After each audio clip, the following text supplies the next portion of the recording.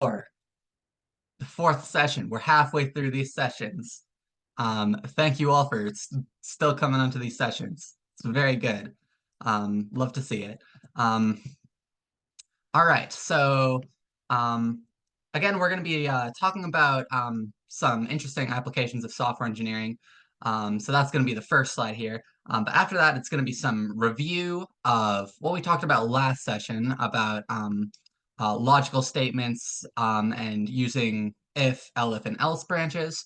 We're going to do some review of logical operators. And in this session, we're going to introduce lists and loops, which are going to be very important concepts going forward. So yeah, that's what this session is going to be all about. Also, Discord. Yeah, we plug this basically every week, but if you haven't joined the Discord, join the Discord. Link is right there in the slides. Click it. Join the Discord.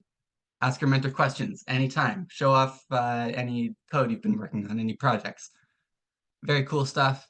Yeah, that's all on the slides. Feel like we don't need to go over all that again. Okay. So this week we're going to be talking about something called CRISPR, which is something pretty neat. It allows scientists to edit genes at precise locations, which can be used to permanently be used to permanently alter living cells and organisms. I realize there's a word missing here. And this has a lot of interesting applications in treating diseases. Um, so that's a cool thing. But there's also um, gene editing can lead to unintended changes. And so there's software called Decoder that is currently being developed that can kind of quantify these changes and assess potential risks and whether or not it's safe to edit genes in specific locations. So yeah, that's a cool thing. Anyway, we're going to move on to a bit of review from what we talked about last session. So last session, main thing we talked about was this, the if, elif, and else statements. So basically we have a tree here, which will basically evaluate each of these statements. And so first, we'll go in the first if statement, we'll check if mouse y is less than 500. And if this is true, we evaluate this, fill is going to be red. If it is not, we move on to the next one. And then we evaluate this. If mouse x is less than 500, it'll evaluate this code. Then fill will be green. But if it's false, we move on to else, and then it's going to be blue. And so then you can see all these different parts of the screen, what color this ellipse is going to be based on what the mouse position is. Okay, we also talked about logical operators. So here we have and, or, and not, which are different ways we can combine logical operators. So if we use and, that's going to be true only if all of the Boolean statements are true. So if both Boolean statements on either side of the and are true, then the whole statement is going to be true. So in this case, 5 is greater than 3 and 6 is greater than 3, so that statement is true. But in this case, 5 is greater than 3, but 6 is not less than 3. That is false, so this statement is going to be false. Or on the other hand, only requires at least one of the statements to be true. So if we do 5 is greater than 3 or 6 is less than 3, and since only one of them is true, the whole statement is true. But if both of them are false, for example, 5 is less than 3 or 6 is less than 3, then that combined statement is going to be false. And then lastly, not just negates a Boolean statement. So if you have a statement that's false, it'll become true. If you have a statement that's true, it'll become false. All right, moving on with new stuff. We're going to be talking about lists. So a list is a collection of values. You can store any type of value in a list, any of the ones we talked about. That can be integers, floats, strings, booleans, and they're usually going to be related to the name of the list. So here's an example of a list of students, has a bunch of students' names in there. So to make a list, you're going to use these little square brackets. That's how you denote a list in Python, as well as a lot of other programming languages, actually. Um, Again, they can hold any of the data types we've talked about so far. So here's an example of a list of numbers you could create, a list of integers, as well as a list of strings, which is kind of like the list of names we saw in the last slide. Okay, and also there's something interesting about getting values from lists. So if we want to get a value from a list, we use its index. And the thing you need to remember about indexes is the first index is index 0, then index 1, then index 2, and so on. So you're always starting at 0 with these. So for example, if you wanted to get the third value, for example, 303 here, you would use index 2. Because if you're starting at 0, and you want to get the third one, that's going to be 0, 1, 2. So I'll always remember that. That can trip people up. Okay. So we can use values in a list similarly to how we used variables. Where is the link to the slideshow? Good question. I can just put that in the chat.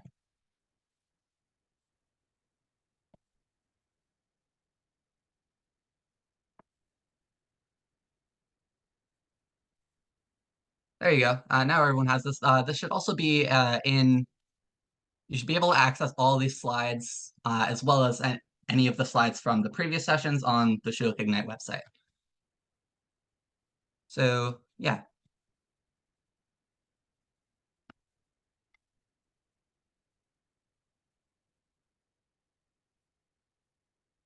All right, so we were looking at how we can use the values of a list similarly to variables. So yeah, if we wanted to use the values in this list to fill out the parameters of this ellipse, so as we can see here, we have x, y, width, and height of the ellipse, and we can use those values in the list for those ellipses, and those will behave just as a variable would. So yes, and also we need to access each of these values individually. We can't just put the entire array in there. We have to access index 0, then index 1, then 2, and 3. So we can't pass in a list for all these parameters. That would not work.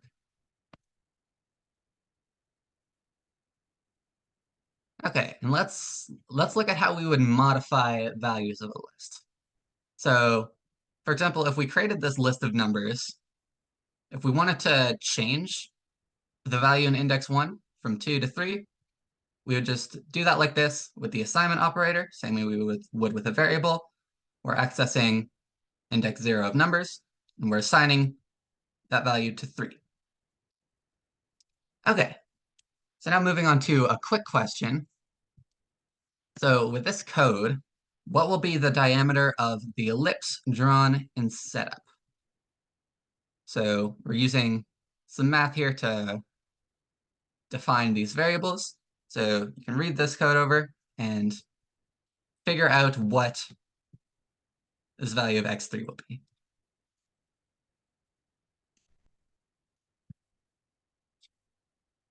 Okay. I'm gonna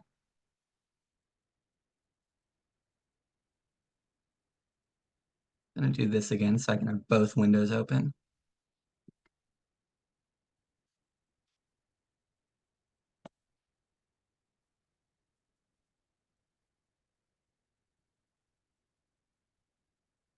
Okay.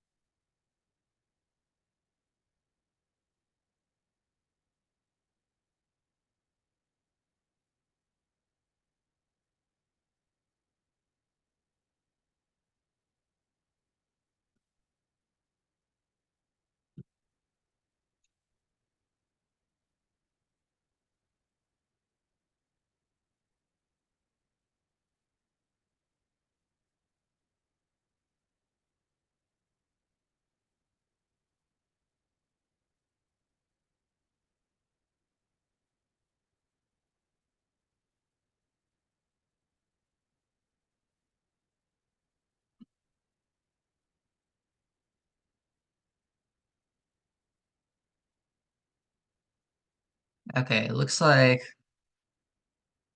almost everyone got their answers in for this. Okay, 20 out of 21, 22 out of 22. Okay, in that case, I'm just going to show the responses. Okay, let's see. Those of you who answered 100, that is the correct answer. So let's put this back in the main window. So let's take a look at what this code is doing. So remember from the previous slides that our indexes start at index 0. So if we're wanting to access index 1, that's going to be this index, the second one in the list. So here we see that index 1 is 40. So 40 plus 10, that's going to be 50. So now index 1 is going to be equal to 50. And then we're accessing index 1 again. So we're doing 50 times 2, and then assigning that to index 3. So 50 times 2 is going to be 100. We assign that to index 3, and then we use that value for the diameter of our ellipse. So that's where we get 100 from. Okay. So let's continue.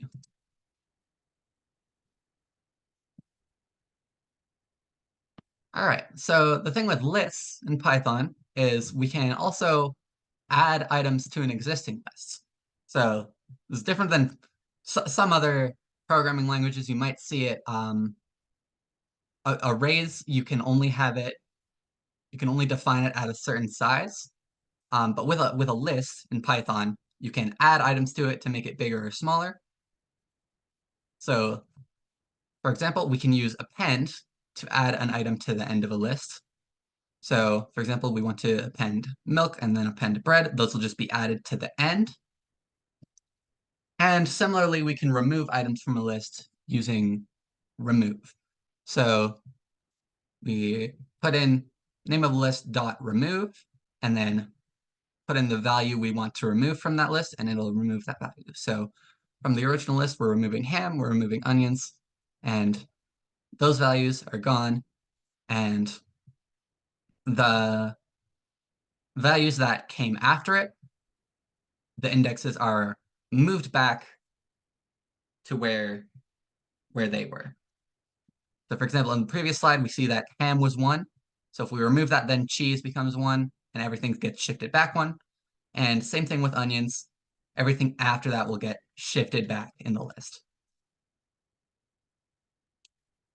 Okay, we can also use the function len to get the length of a list. And this is it's also useful for strings and things. You can get the list, or you can get the length of anything that has a set length. So for a list here, it'll give you the number of items in the list. So here, students, we have 4 names in that list. So if we go len students into that function, that will give us 4. Okay, so here's a few common list methods. We saw append and remove already. Len, again, we can use this as a list method. We could also just use it as a function to find the length of a list as well as the length of any other type of container. We'll mainly just be using lists though. We can also use index and pass in a certain value, and it'll return the index of the first item that has that value. We can use sort, which will sort the items in the list from lowest to highest. And we can use reverse, which will reverse the order of the elements in the list.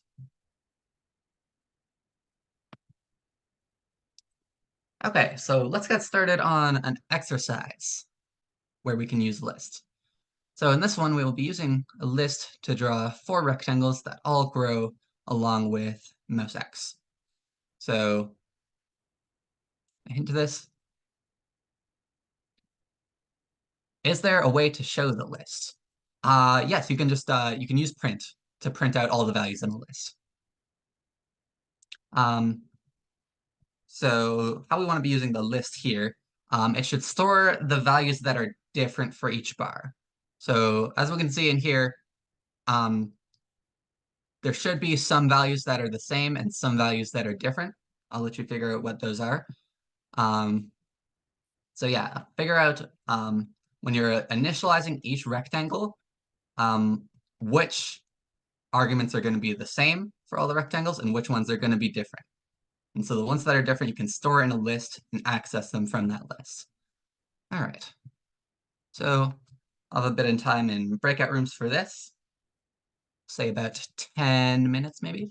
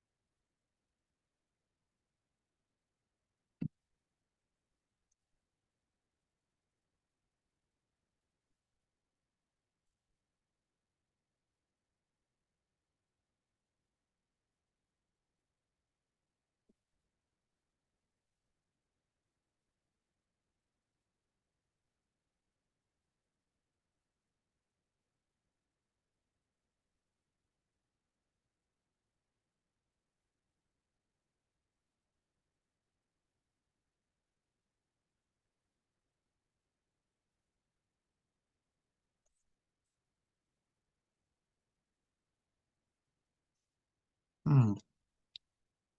Okay, looks like we got just about everyone back from the breakout rooms. Okay, so hope everyone got a chance to try out this exercise. So the solution will look a little something like this. So the only thing that is going to be different for four rectangles is going to be the Y position. So each of these rectangles all going to have same X position. They're all at the left side of the screen. They're all going to have mouse X as their Y length, I guess, and 30 for the width. They're all the same width. So the only thing that's going to change is going to be this Y position. So if we want to just keep all these Y positions in a list, we can define our Y list up here and then access all the values from that Y list in each of our four rectangles. So that'll give us something like this, which is good. This works. But if only there was a way where we didn't have to repeat this same code four times and we could just access all the values in this list from some kind of loop. Ignore this comment for now, it'll come up later. Anyway, that brings us nicely into loops. So, loops are something that'll let us repeat code a certain number of times. And they work really well with lists because the first type of loop we're going to learn about is going to be a for loop. And a for loop is going to let us iterate over a loop for a certain number of times or for a certain amount of items in a list. Okay, here's an analogy for a loop. It's like if you're at the dentist, um, you could think of that as like a loop. So here are the items in a loop. First thing that happens, dentist starts at the first tooth. And then check to see if the tooth is healthy, move on to the next tooth. And then on the next tooth, check next tooth, check to see if it's healthy, move on to the next one, check to see if that one's healthy, move on to the next one. Repeat the loop until all the teeth have been checked. That's kind of what a loop does. So we're iterating over a certain amount of items in a list, executing some code on each of those items, and then repeating until we get to the end of the list. So here's an example with a for loop. So if we have our shopping list from before with each of these items in it, we can define a for loop where we're going for item in shopping list. And so within this code block, the variable item is going to be whichever item in this list, just going through the list in order. So the first time we go through the loop, item is going to be equal to eggs. Then we go through again. item is going to be equal to ham. Go through again, it's going to be equal to cheese. Go through again, it's going to be equal to items, and then we each reach the end of the list, and we move on to whatever comes after this loop. Okay, so let's move on to a quick question. So the question is, what will we print with this piece of code? So we have a list of numbers that we're passing into this for loop. And for each time through this for loop, number is going to be equal to an item of this list until we reach the end of the list. So I'll let you take a look at that, figure out what it does. Actually gonna see if I can open up the whole screen. Yeah, there we go.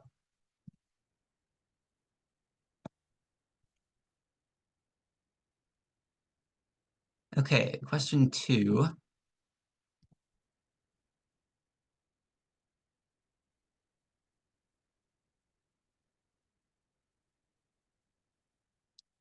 All right, what will this piece of code print?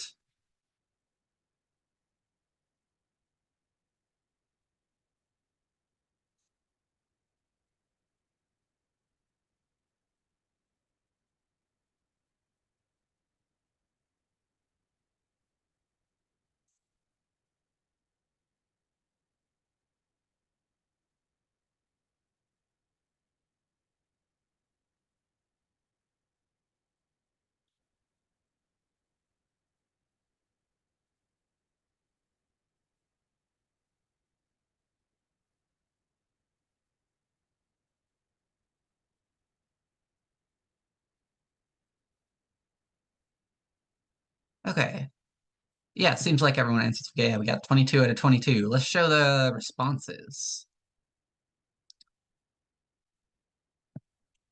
Responses. Okay, yeah, looks like a lot of you got this one. If you answered 10, 10 is the correct answer.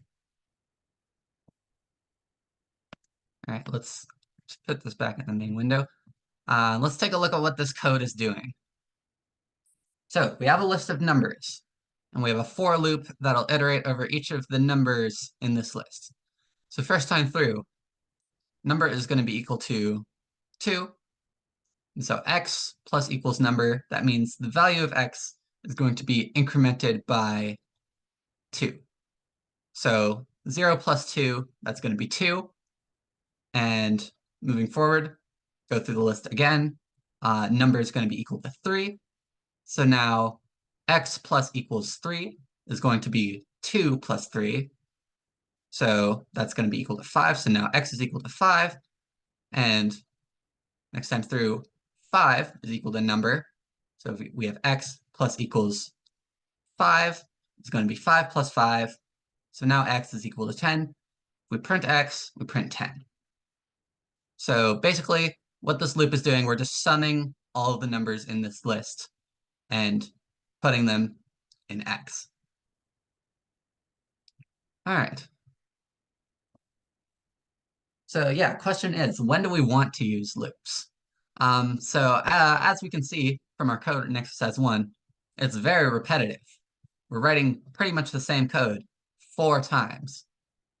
So we could do this, it works, but what if there was an easier way to do it? Look, an easier way to do it. We can just iterate over the list using a loop. And then we only have to write out this code once, and then it'll just loop through 4 times, or more if we have a longer list. So you can even go back over to our code from before and test this out using this commented out code that I very conveniently prepared. So as you can see, we use a list here. It behaves the same way it would if we were just writing out the same code 4 times, but it's a lot easier to write and more compact. So that would be an example of a time when a list is very good to use. So anytime you have repetition in your code, it may be easier to use a loop.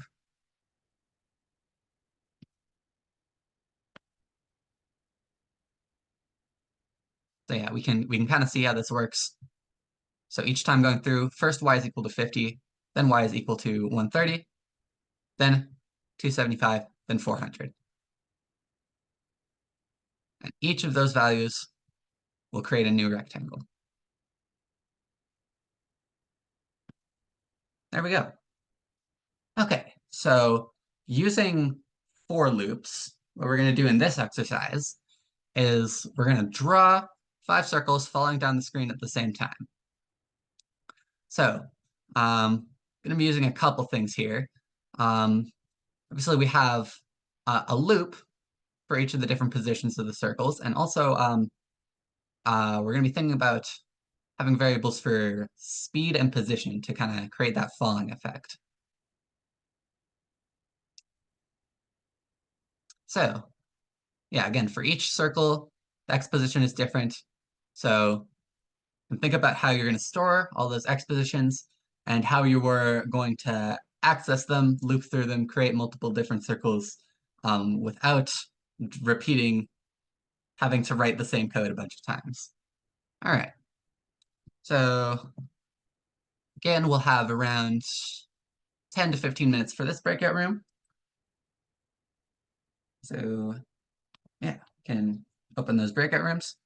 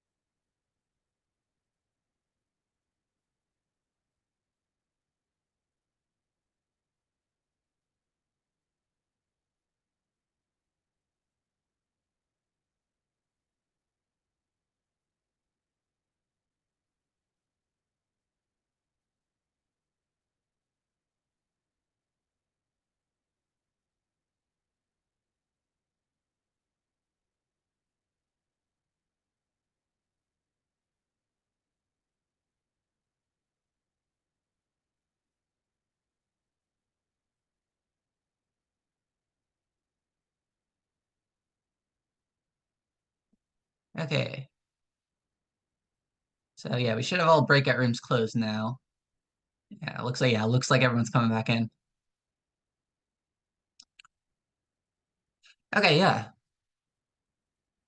So yeah, I hope we all got a chance to try out this exercise a bit. Um, as for the solution, you can just go over that quickly. Um, so a few things here. Um, might not have looked exactly like this, but if we want to have a ball falling, we're kind of doing some physics here. So we have a variable x representing our y position on the screen, and we have a variable speed that is going to represent how much it moves each time. So each time we're going through draw, we're increasing y by speed. And if we want to have acceleration due to gravity, we can increase our speed as well. So that'll kind of create this effect, where it gets faster as it's going down the screen. Make this kind of more drastic as well, increase it by a bigger amount, falls faster. But yeah, anyway, that's kind of how you would create that falling ball effect. And then as for how we use the list here, um, so similar to our bar graph exercise, the only element in each of these ellipses that's going to be different is the x position. So if we want to store all of our x positions in a list, we can. So we can store those x positions up here in our x list. And then instead of calling ellipse 5 times, repeating the same code 5 times, we can just have a list here that'll iterate over all the elements in this x list and draw an ellipse at each of these specified x positions. And at the Y according to how far it has fallen on the screen. So yeah, that's how we create this kind of effect. All right.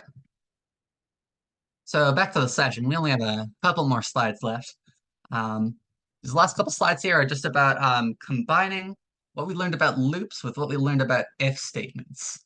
So we can put if statements and other logic blocks inside loops to create certain effects.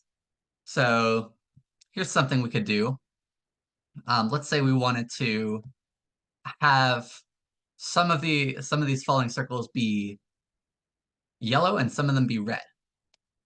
So we could do something like this, where we have our list of x positions, and in each of these x positions, if it's greater than 150, we'll say we set the color to red. Otherwise, we set it to yellow here, and then draw the ellipse. So first time through, since x is not greater than 150, that circle is going to be yellow. Then we go to 80. Again, same thing. It's not greater than 150. That circle is going to be yellow. Then we go to 120. Same thing again. It is not greater than 150. Circle's going to be yellow. But then we get to 160. And now that is greater than 150. So this statement is true. And then we execute the fill red code. So now the circle we draw is going to be red. Same thing for 200. It's also greater than 150. Circle's going to be red. Okay. So yeah, that was a quick example. And last thing we're going to talk about before we go on to our end of session exercises, new thing we're doing this year, Game Jam. Yes, Shulk Ignite will be hosting a game jam from April 12th to April 14th. If you're interested in signing up, the sign-up form is here in this link. You can sign up on itch.io. But yeah, this is a very cool opportunity. You can team up with some other people, and you have basically 3 days to make a game together. It does not have to be super complicated. If you've never made a game before, this is a perfect way to get started and kind of get some experience with coding and meet new people and learn a lot. I've done a few of these before. It's always a fun experience. So I highly recommend it. But yeah, that's a new thing. Shulk Ignite Game Jam. Sign up using this link or this QR code. Is it online? Yes, it will be primarily online. You can have more of the details will be over on the itch.io actually. Um, so yeah, see we have 3 people joined already. So yeah, overview. Submissions will be open during this time. And you kind of have that whole window to create a group and kind of make your own game.